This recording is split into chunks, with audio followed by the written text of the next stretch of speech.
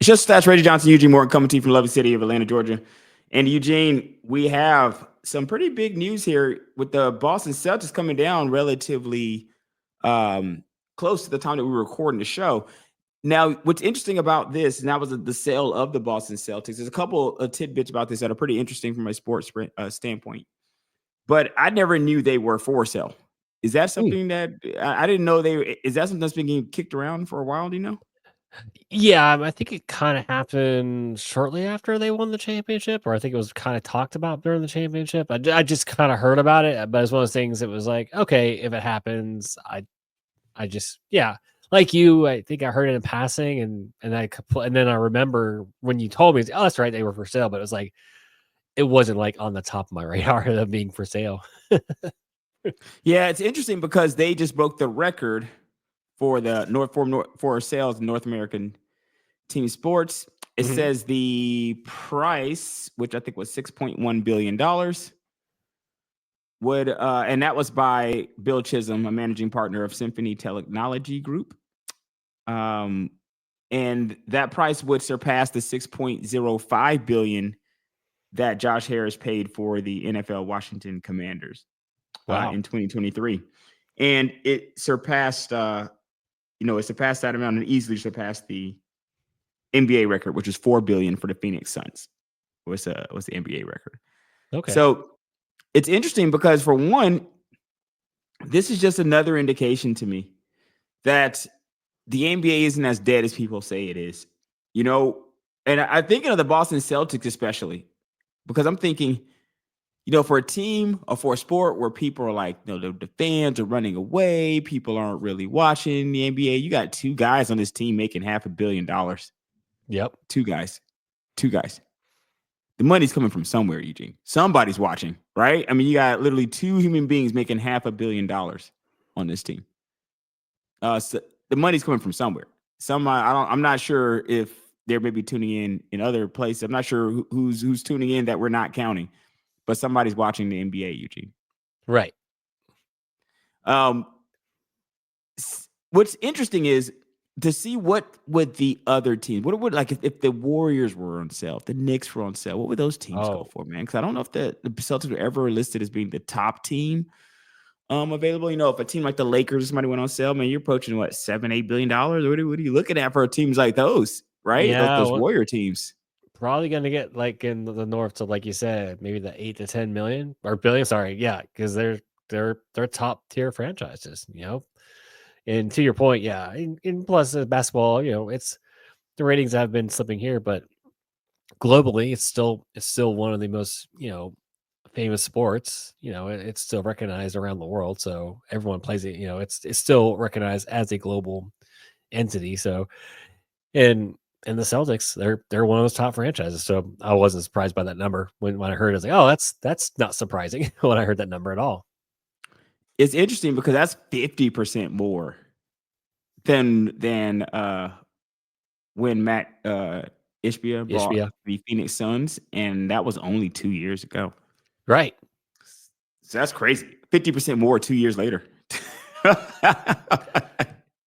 Yeah, and plus, it's like it's not like in Boston. It's not like the only thing to do there. They've got other pretty other winning franchises there. So it's not like they're up against other things. When Phoenix, it's like not a lot to do with Phoenix. you know, I know you got like hockey team and you got a football team, but there's not a lot going on there.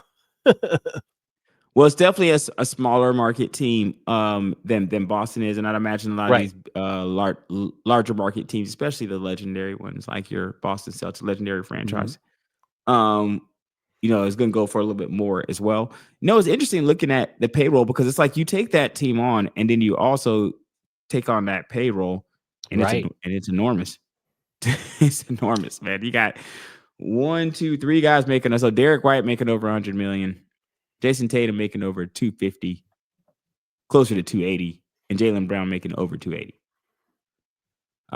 That's only three guys right Yeah. there. So I've got you to almost $700 billion in totality of contracts with three guys. Yeah, yeah, I was just looking up. So the salary cap is 140 million, 145.88 for this year. and they are currently at 193. I'm just gonna round it at 193,337. That's their payroll this year, and it's going to be 225, 515 next year. So it'll be Oof. interesting to see when the owners come in and go, and to see. I'm interested to see where they go in the kind of playoffs this year. If they win another championship, if they go maybe the East Finals and maybe they get bounced, or maybe they get bounced early round, and what the ownership does at that point, and goes, well, we already have a championship, but we don't want to be this far over the luxury tax, and you're over. I think you're clearly over the second apron, so you can't really do that. Limits what you can do in free agency. So I'm kind of curious of what they're gonna, how long these two guys are gonna be together. I mean, That's this where I'm ship's pretty much in the middle of the table, right? You're just running it. You're super win now mode. This is the epitome of win now roster. right. And I don't know if you have two, because we always know this. New owners come in, have that new Yeah, owner we saw syndrome. what just happened in Dallas. Are they going to Right. trade Jason Tatum in the middle of the night? You're going to wake up and see Jason Tatum's been sent somewhere. Right? But it's interesting because it also showed me that this wasn't a detraction for anybody to purchase the team. So No. it's to show you how well-heeled these people are, and how attractive the Boston Celtics still were, which is a testament to the Celtics, and I think to the NBA in general, to still have a franchise that has a payroll of this sort of this amount of money, and still have people bidding to purchase it. So I think that's pretty interesting, man. Yeah. Oh no. I mean, it's it's always going to be an attractive franchise, and let's just face it, they have the most. If you go to Boston, if you go to their Boston Garden, you look up there, they have the most. There's just no. That's they Yeah, always man. they always hang banners produce there. winners. They now have NBA. We just want one. I just want one. Can I just get one here in the Hawks? Right. We But want to you hang just one look in up there, Atlanta. It it's would be like very it's nice. just right. So they're always going to be there. Whatever they do with the roster, they always seem to have really just smart people on the inside, from the GM to the coaching, just the whole staff, and they just know, hey, even if they, let's say, take a lump for a year or two, they're always going to be to be a winning franchise. They always seem to put the right people in the right places, and always produce. So I'm just curious, but my curiosity to be what does this ownership do if let's just say that they get bounced early. Do you start kind of, like you said, does two people get traded in the middle of the night type of deal, or do they kind of run it back And with that payroll, just because it's jumping up so high next year? So is it a that'd be my cautionary curiosity. tale, you think, Eugene, for tinkering with teams when people look at what happened in Dallas? You think the ownership's looking at what's going on in Dallas, like, man, you see with the ownership seem to have royally screwed that city. Yeah, This is cautionary tale, man. That's not the direction we're going to go in. Like, we buy our team, we're not going in that direction. right. But I mean, at least with that scenario, I mean, you have two guys, right? You have Yeah, kind of it's two not just guys. you're trading your guy. You're not just No, trading a guy, you're right? trading a guy. So, um, and we just see look at Ishbia, look at that Suns team. They have, I think, I can't remember last time. I don't think they have a draft pick for like at least the next decade, right? A first round draft pick. Suns went all in, man. Yeah. Suns went all in, and then when you bring a player in like a Kevin Durant, you got to trade your depth to bring him in. It's a Right. rough situation. You need It's to be a rough. Warriors type team for that, man. Yeah, exactly. So I'll never, until a new owner proves me wrong, then I'm gonna have to wait. I mean, it's just gone back. You just gotta go. Okay. I know Cat getting traded.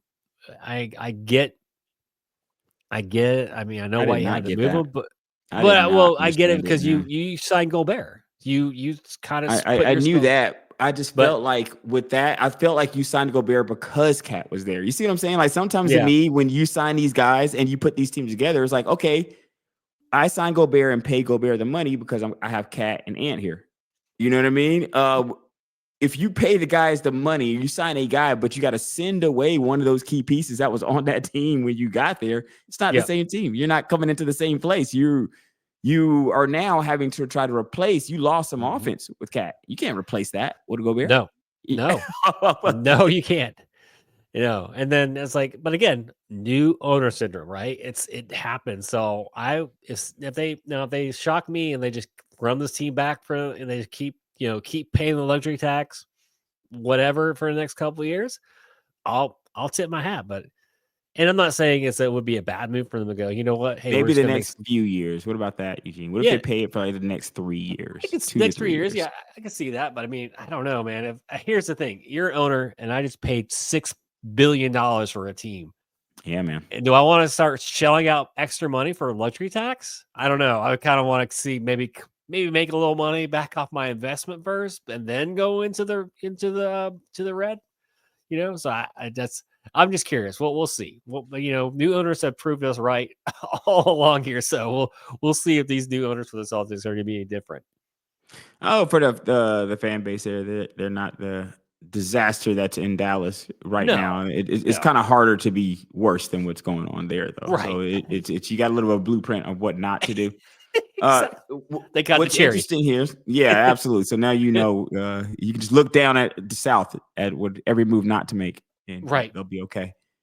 Going to the NFL, we got our boy Ja'Marr Chase that we knew was going to happen here. We knew this was going to happen. No, it was interesting with the Bengals. The Bengals don't spend money. So it's interesting here that the Bengals decided they say, you know what, we're going to go ahead and go out here and guarantee money that's not just in the first year. Yeah. You know what I mean? So basically, they're going to give more than a 1-year deal. That's how much they believe in your boy, Ja'Marr. Then they gave him he was 73.9, was at 73.9 fully guaranteed at signing, 41.17 in base salary, a roster bonus and a per game roster bonus for 2025, and 32.73 million in base salary, any roster bonus for 2026. Brings his 2-year total of 75 million with another 1.1 million in per game roster bonuses for 26, not fully guaranteed until next March.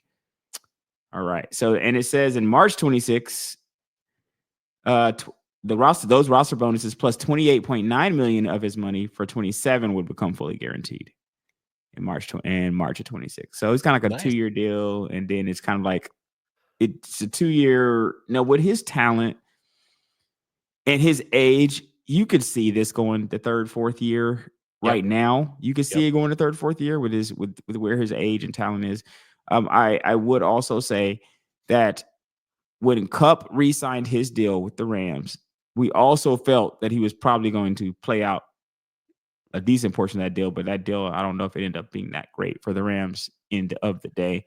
And I think Chase, if I want to say, I got to look at his injury history. I'm going to say, does Chase stay healthier than Kupp on it? I know he just seems like a better receiver, man. I'll tell you that. I think Chase is a better receiver than Cooper Kupp, man. I think he is.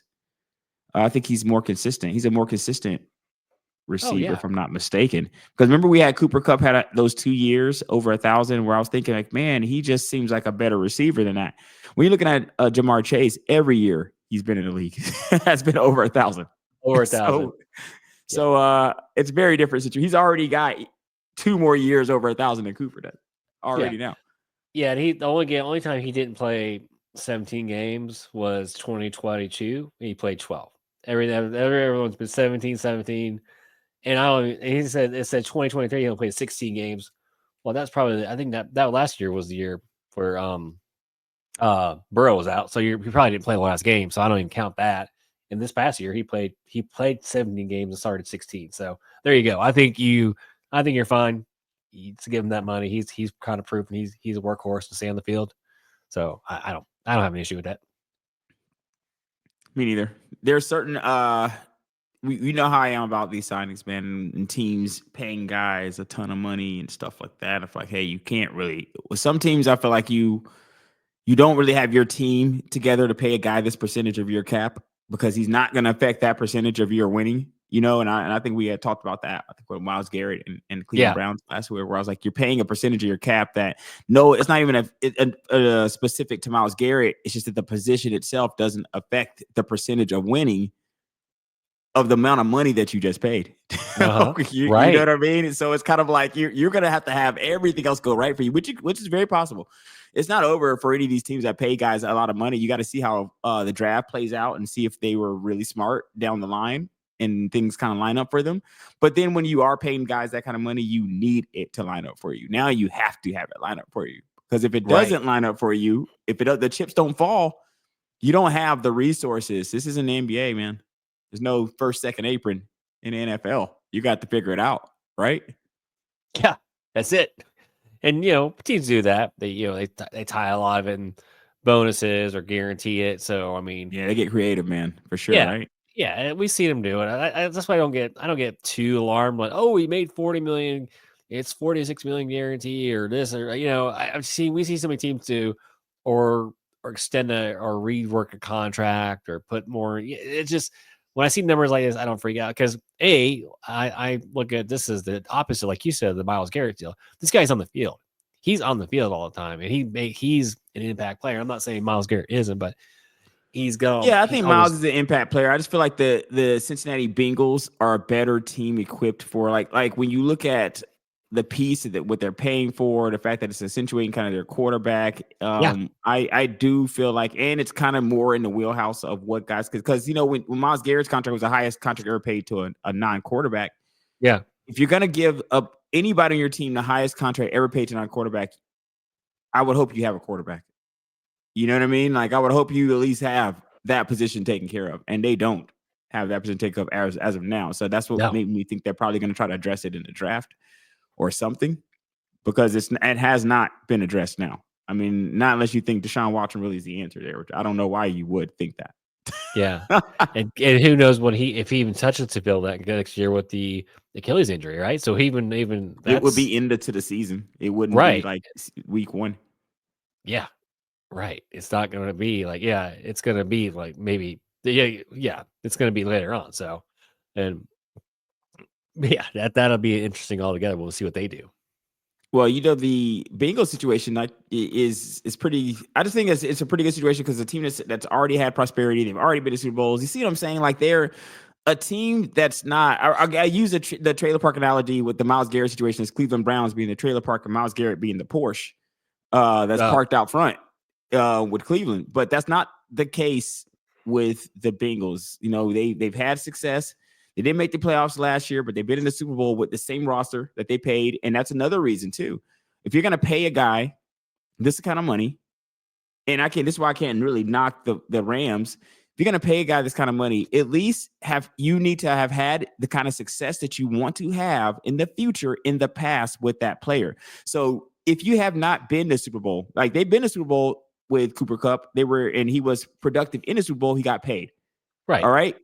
So you saw that as presently constructed, you were able to go and win a Super Bowl. The Bengals, as presently constructed, saw that they were able to go to Super Bowl with these same exact individuals that they were just paid. They were able to go to the Super Bowl with these same guys, right? Right.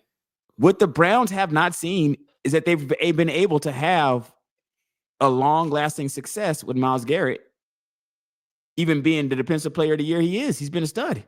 Yeah. Balling, right? Look at where it's got them. So that's kind of what I'm getting at. Look where it's already got you versus these other guys that are paying players that have literally got them to the promised land. Have literally taken them to a Super Bowl. Right. It's very right. different realities. Yeah, absolutely. that we're dealing with two different teams here. And it's interesting because they didn't just get it done for your boy Jamar. They got it done for T. Higgins here as well. Now, what's interesting here is T. Higgins also has money guaranteed beyond year 1. Mm-hmm. And let me see. Let's pull that up here. But it's significantly less, though.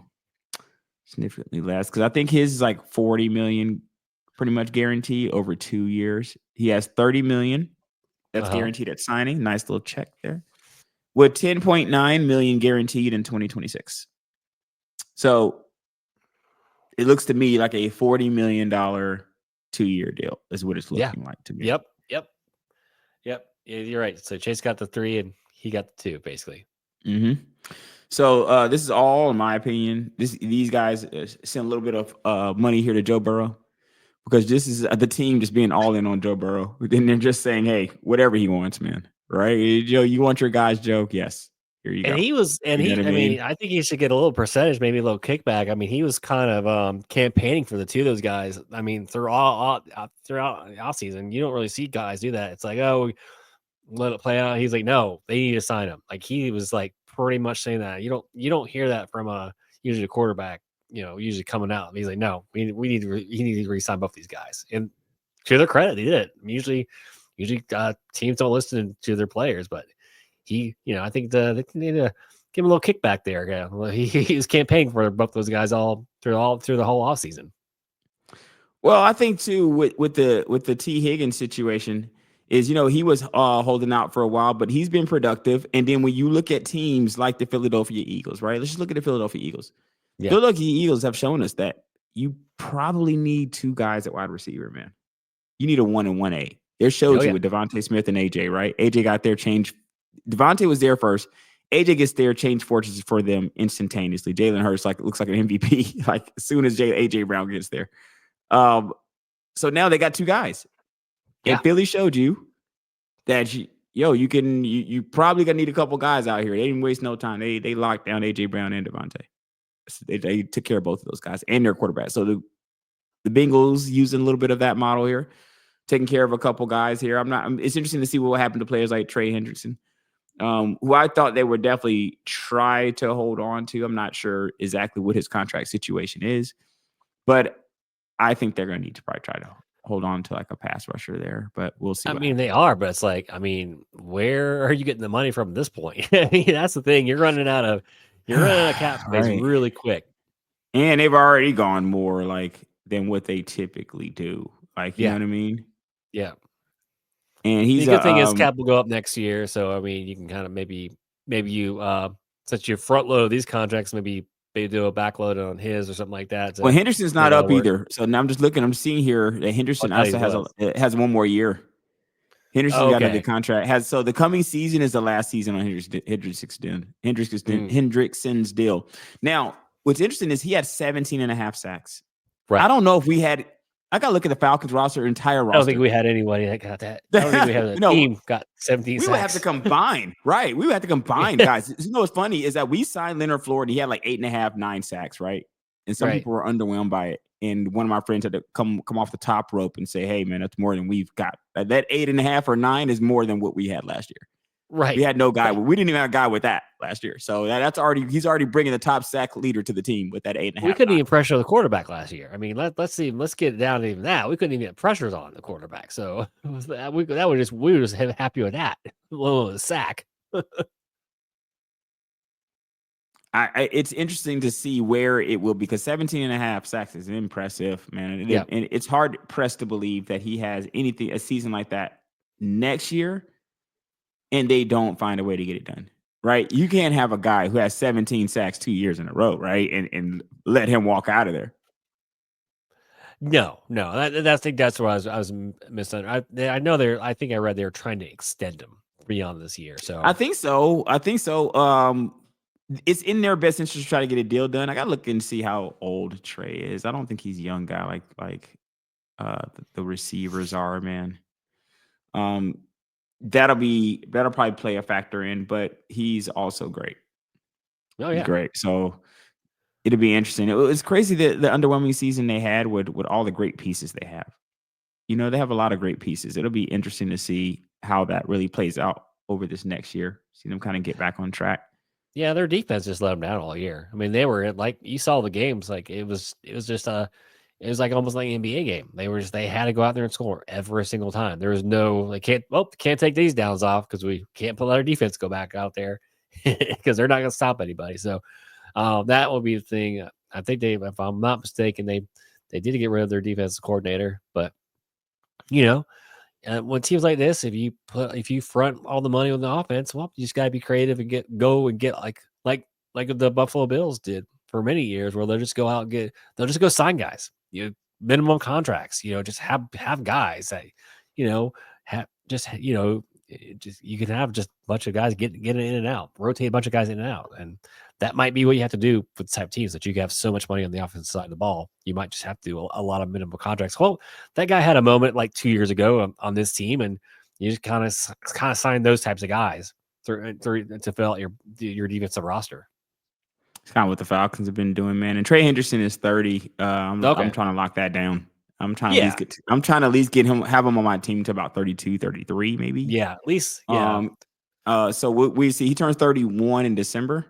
Okay. So I would try to at least, me personally, prime 2 to 3 year, man.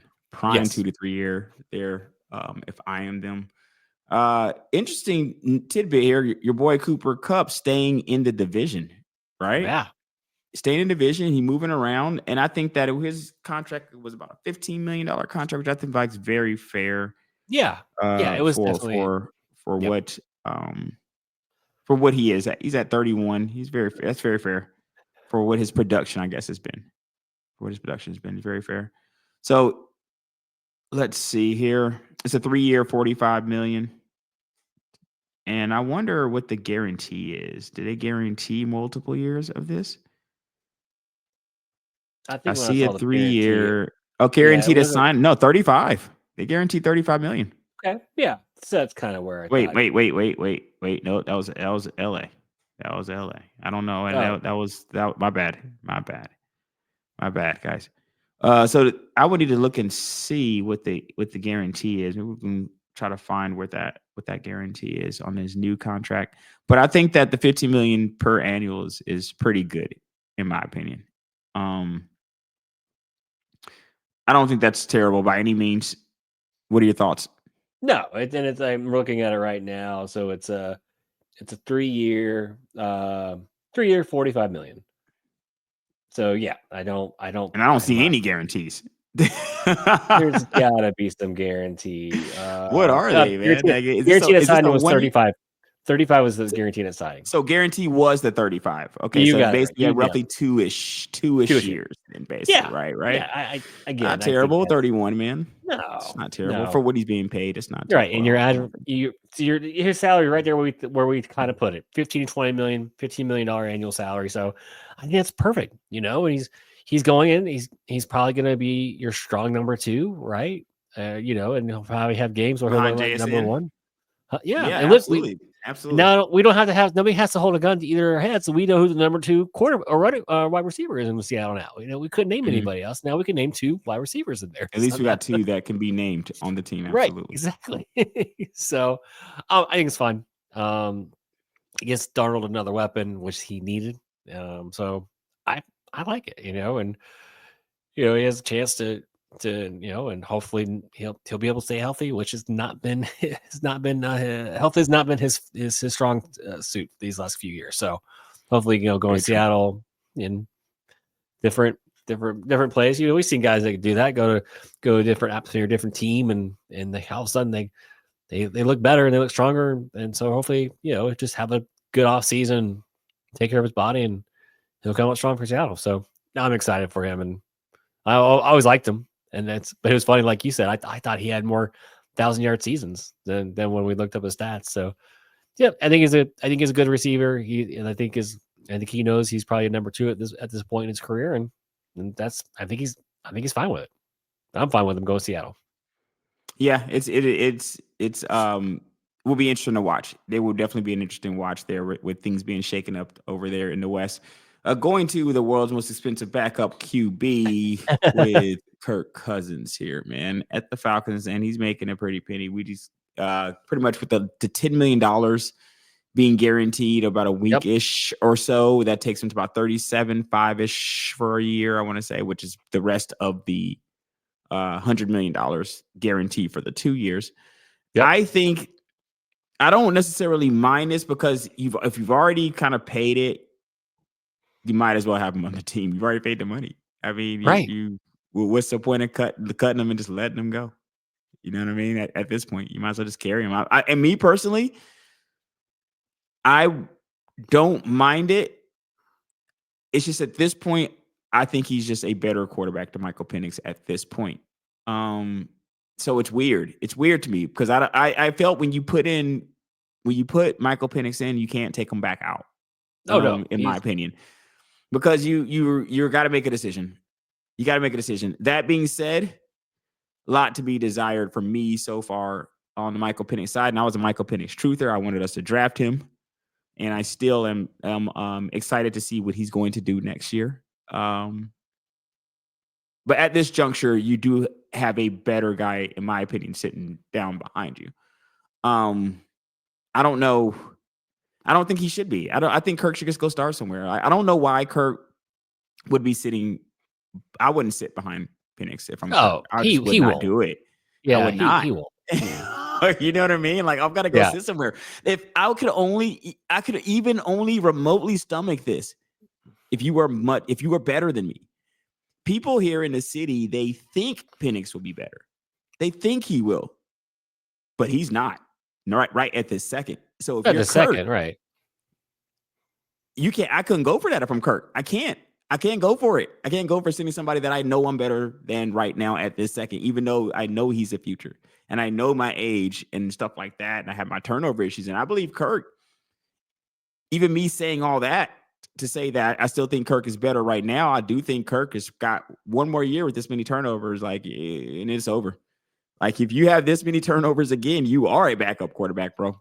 You know what I mean? And it is over because you're not gonna be able to have as many turnovers as you had this past year. Right. Turnovers are a killer, guys, in any sport. They will get you benched.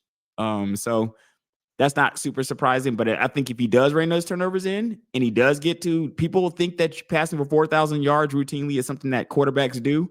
You need to go look up how many quarterbacks don't do that. Quarterbacks don't, you typically not just all the way passing for 4,000 yards. So the fact that he's at 3,500 with missing 3 games, I think it's going to be attractive to teams. It's going to be attractive. He would have hit probably 4,000 last year coming off an Achilles injury. So I think that's still attractive. I would definitely rather hold him than, because we've already paid for it anyway. So we might as well just hold on to him. But if I'm him and if I'm the Falcons, just not wanting a guy that's disgruntled on the bench, No. I would try to move him to a team, see if a team picks it up. I'm hearing a third. Here we can get a third for him. That's what I are your keep hearing thoughts on that? too. And I think it's smart. I think that what the Falcons are doing is he backed them in a corner, Kurt did, and was kind of like, and he kind of was like through the tea leaves. I kept hearing, he wasn't going to help us out on the trade market. And so the Falcons like, okay, well, we'll just pick up we'll just pay the $10 million roster bonus. We're not going to just release you so you can go play where you want to. I mean, it's just such a smart move. I wonder what are the implications of that? Like, if they release him and somebody's got to go, because somebody's going to pay some of his contract. I guess that he would have been able to go where he wanted. Oh, so all it is control the negotiation. It's kind of like what Russell Wilson did. He just took the minimum, and that minimum just comes off the guarantee. Well, whatever. So whatever, who had him so whatever team was paying him before. Oh, so Denver. I'm sorry. So Denver just paid the difference from the minimum. So that's all it is. So whatever. So he would just go sign. So he could just go sign the minimum everywhere because he's going to get paid by the Falcons regardless. So, but yeah, it's such a good move because the draft doesn't have a lot of quarterbacks. It's a lot of quarterbacks teams are going to talk themselves into, and we'll see. But I think you have that factor. You don't have a strong free agent market. You have washed one of Russell. The best years to be available, man. Right? It really is. And then and you're right. He did have some good yardage, and then he's coming off the Achilles injury. So it's always this was the first year coming off the Achilles injury. It's too, the by first the way. year. Like, so you're coming the first year, right? So now you're going to be. Now he should technically be stronger the next year. So I think it's smart. I think it's he will not be in a Falcons uniform. I'd be surprised if it makes it to the draft. I mean, it kind of all depends. I mean, it could go past draft because we don't. It all kind of depends if Rodgers is going to sign or retire. So we keep waiting for that love triangle to end. And so, but you can get. I keep Cleveland makes the most sense because they can pay the minimum. I don't see Kenny Pickett being the guy. I just don't. And I that makes the most sense to me. They don't have to pay a lot of money. He can just come and make the minimum, and we're just on the hook for whatever the rest of that is. But I'm kind of proud of our team for just not just releasing him, letting him go where he wants, and go, okay, well, if you want to go somewhere, you got to kind of go to us too, because we're not going to just drop you. We're going to keep you on. I don't think they should, man. No, they shouldn't. They should, because when I'm looking here, I'm looking here just at yardage. He's right behind. So if you look at yardage, Kirk Cousins is between Jalen Hurts. Jalen Hurts had 35-33. Kirk Cousins had 35-08. Jordan Love had 34-72. Tua, of course, is injured, 2,900 and going on down. But when you look at this, when you look at that, the fact that Kirk missed 3 games, he would have jumped up this list. He's around 19 now on this list, missing games and coming off an Achilles first year. I think it's attractive. I think you should be able to move that, in my opinion. You should be able to move that. To me, that should be starting. That should be starting in the NFL. When I'm looking at some of the rest of these guys on this list, there's no way that he should not be, in my opinion. If I'm a team, I'm not letting that 3,500 to 4,000 yards sit on somebody's bench. There's no way I'm letting that happen. I'm gonna go get him, but at the same time, maybe they're just waiting for the due diligence, like to kind of wait for everything to kind of play out. See if the Falcons blink, or you know what I mean. See if those conditions get better for them, negotiating wise. See if someone gets a little more desperate. Yeah, see if and some team is going to. And yep. If you are, you can even the Steelers. I think the Steelers would be a good 3,000 to 4,000 yards, guys, at the quarterback position is what I would need. Give me that. I can work with it. I'm not saying I can win a championship, even though Jalen Hurts did win a championship. Well, I'm not saying I can win a championship with it, but I'm saying 3,000 to 4,000 yards, that's not going to be my problem. It ain't going to be at the quarterback position. And even when you look at the Falcons, we had kicking issues. We had defense issues. It wasn't Kirk. Kirk was 7-7 when he sat down. The same 7 games that Kirk won are the same 7 games we won the past 3 years when he was not here. So it's interesting to see how that really would all go. And now also create does it create a rivalry? If Kirk goes somewhere, do we compare his yardage to Michael Penix? How does that go? I don't know. I mean, I don't think we should. I don't think we should, because it's not really, I mean, it's not like Penix, it's not like they compete each other, we all do going into the draft or after the draft. Cousins was starting. He was a starter.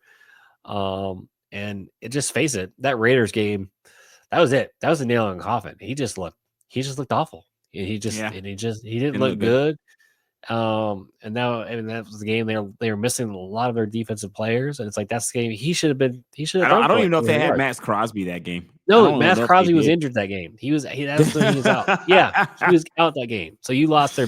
That's the game where you tear it up. So, and again, I think, and again, he probably came back too soon from the Achilles, and I think he probably will have a good year next year. And you're right, Pittsburgh makes a lot of sense too. They've got 2 good receivers there for them, and they've got and let's see what they do on the running back side. If they go get somebody in the draft or get anybody else through a free agency, they can run a lot, play action with him. So and let's just and Arthur Smith, not a good coach, but he's a good offensive coordinator.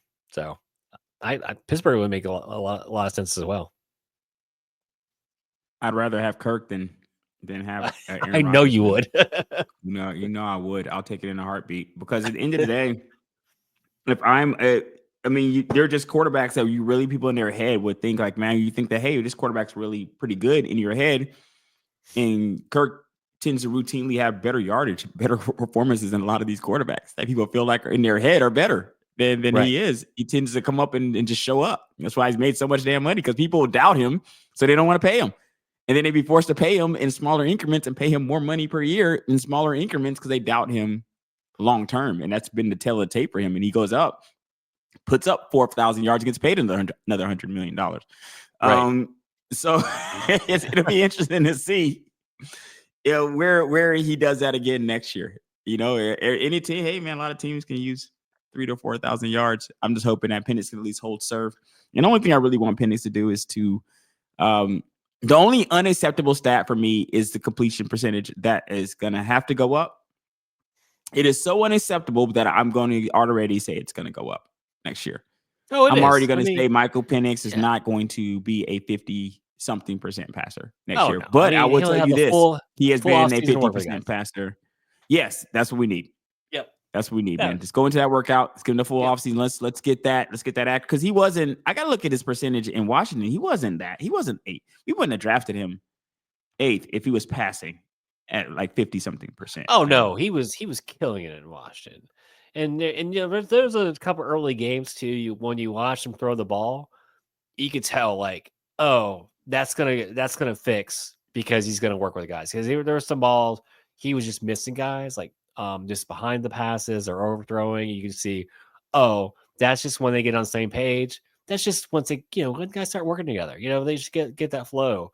You can see that it's just you couldn't expect the guy to go, we're gonna you haven't touched this first round rep all year.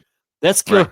end the season or midway through the season. Let's throw you into the first first reps, and see what you can do. So I mean, he did exactly what kind of thought he did. He had the flashes. He's got the poise. He's got the arm, and he can scramble. And so we have to see. And We I do. feel better going in this next year. I'm glad we drafted him because God, look where if we didn't draft him and If we didn't draft him though, I think that we would have had a better record this year. I think Kirk wins that Carolina game. So I think that we would have I think Kirk wins the Washington game. I think Kirk wins the Carolina game because he didn't win he didn't lose the Raiders game. And the thing is if Michael Penix wins those games, he tried to lose that Raiders game. He tried to lose that game, but he won. And at the end of the day, if I'm gonna say Michael Penix and he won those games, right? Let's say he wins the Giants game, and Kirk has had better stats than Michael Penix in almost every category except turnovers, and he wasn't struggling with beating bad teams. He just didn't look great beating bad teams. You know what I mean? But he still beat the bad teams. Kirk lost to some of the murderers rows of defenses. Those 3 weeks were the Chargers, the Broncos, and the Vikings in 3 weeks. So yeah, I will definitely give Penix the battle. I think Penix's best game, in my opinion, was a battle against with Jaden Daniels and Washington. That game was amazing. In my opinion, was Penix's best game. And when you look at the stats, it's not as good as people think it is. So when I try not to have my homer hat on when dealing with these things. I try to be very pragmatic because at the end of the day, I'm all about what you actually do versus what I think you will do. And I hope that Penix does become better. But at this point, I don't have anything to go on. I would have to be pure eye test is what I guess I would have to say. I would have to say pure eye test and belief. Yeah. It's well, all Lisa, I I'll tell you what. to go on. Yeah, Kirk put up the stats, but the eye never passed the eye test. That was the thing. It's like he didn't look like you could tell like there's moments like he held the ball too long. The Achilles wasn't. He definitely didn't pass it in the Raiders game, my friend. Right. Well, not even that. I'm just even before then, like just wasn't any zip on the ball. You could see it. Well, when you look at some of the games, though, he had 300 yards. It's hard to say because I had a Kirk Cousins back and forth yesterday. And looking at some of those games and having that Kirk Cousins back and forth with some Falcons fans, looking at those games, they were actually making there was a better argument for Kirk in some of those games than I thought myself looking back in some of those games. Because I didn't looking at the amount of times thrown for over 300. It's not as easy as people think, guys. It just isn't. And then when you look at 3 of those losses, he lost 7 games. But 3 of those losses, I don't think Penix would have won those games. I don't think Penix beats the Chargers. I don't think Penix beats the Vikings. And I don't think Penix beats the Broncos. I don't think he beats any of those teams. Right. And I see what you're saying about even though the yardage, like he just didn't look like it still didn't look like, you didn't feel very confident in Kirk, even when he was going out for his game. At least when you saw it's interesting, right? Because feeling confident in worse in seeing worse shite. Like you see worse stuff on paper, but we feel more confident about it. And it is weird. That is absolutely weird to me because of at the end of the day, the end result is Kirk is going to easily be able to come out of here and say, I was 7-7, bro. I didn't have a losing record leaving here.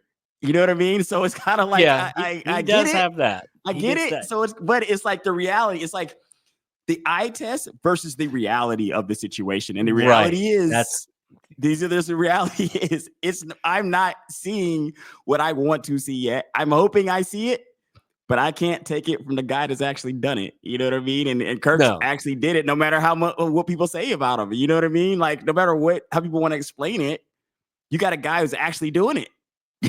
You know what I mean? And I don't think he loses against Carolina, man. I just don't. I don't. He beat Tampa Bay twice. He beat Philly in Philly. Like I don't think he loses to Carolina. I don't know. Carolina was looking. They were looking strong. That Carolina team really turned around the last couple of weeks of the season. So I don't know. Bryce did. I think Bryce is looking a little bit better, right? Bryce. That'd be interesting to see if he takes that turn next year. But I do hope that we come into these next few years And Penix is legitimately able to substantiate some of the things that Falcons fans do say about him. And it's interesting finding myself kind of back and forth in these arguments, Eugene, because I'm a Michael Penix truther. I wanted us to draft him, even when people were not on that last year. They were like, "Why would we do not draft a quarterback? We don't need a quarterback." I was like, "No, we're drafting 8th. Penix is, if he's there, I think we should take him." Blah blah blah blah blah blah. So I had that back and forth last year, and now it's kind of like I'm pumping the Penix brakes a little bit here, man. You know what I mean? Like, because I was talking to some guys yesterday, man. He's John Elway already, man. They're ready. They already put him there, man. He's already there for them, man. And I'm like, this guy literally passed for less than 800. He hasn't paid. He's paid 775. 300 of those came in one game. Let's just relax. He's 3-3, 3 touchdowns, 3 interceptions. Just relax. Let's just relax. You know what I mean? Because on paper, he hasn't done anything. So let's just relax and wait for him to do something. And then let's celebrate what he actually does. When he actually does something, we celebrate. You know what I mean? But I feel like fans, Eugene, fanatics, you know how fandom is, man. Oh, that's why we're excited at the draft. Right? We're excited then, man. We've already envisioned with some of these players, they draft them and you envision 4,000 or 5,000 yards for these players. Like, yeah, I just think people we got excited because you're right. The stats didn't match what was on the eye test was better than the stats. I think that's what people got excited for. Yeah, because the eye test looks better than Kirk. The stats are worse. They're just worse. They are, but it's like, but if you watched it, you saw the glimpses, and I think that's what people are really excited for. And I'm with you. Let's wait. Let's pump the brakes. But I'm optimistic. I'm always going to be half glass full kind of person. So the hope springs eternal. But Eugene, right? Hope springs eternal, I think, man. Yeah, right. But again, I'm like you. I am realistic as well. Because we've seen this. As we are Falcons fans, we know we know how this can go, right? We know how this can go. You know what I mean? It's not like we're not Green Bay guys. We're not just nailing the quarterback position time after time after time here.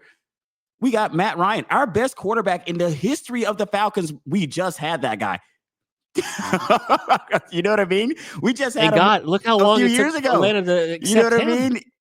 So it's like that's the best guy we ever had. We're treating these situations as if we just nail these positions, or we just know that the next guy is the heir apparent, right? As soon as we draft him, he's the guy, right? So I'm hoping that Penix is the guy, but I'm not full of so much hopium that I'm just gonna hope stats into him. You know what I mean? I'm going to need to see the guy come out here and perform, and that's completely fair. And I completely fair. Think he will. I think he will, though. I really do. This is Just Stats. Check this out. Stitcher, iHeartRadio, Google Podcasts, Apple Podcasts, Spotify, wherever you find your podcasts. See you next time, ladies and gents.